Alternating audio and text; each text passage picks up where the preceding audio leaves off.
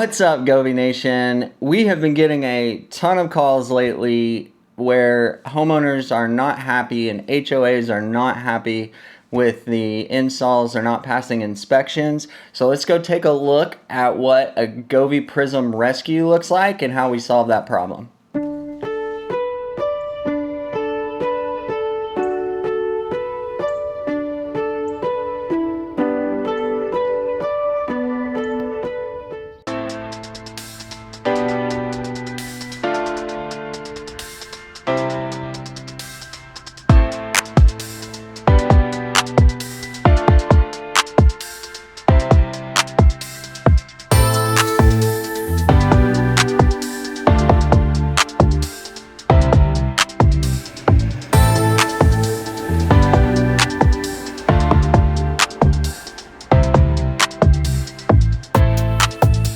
Okay, so that's a pretty good example of a Govee rescue, what it can look like with PermTrack.